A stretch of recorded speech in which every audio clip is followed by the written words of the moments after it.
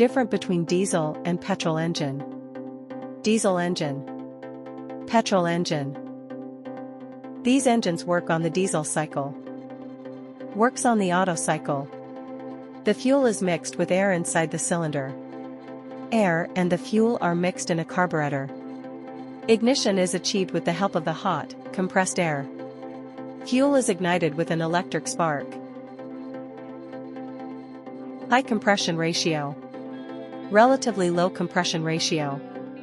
These engines work with fuels that have low volatilities. Highly volatile fuels are used in these internal combustion engines.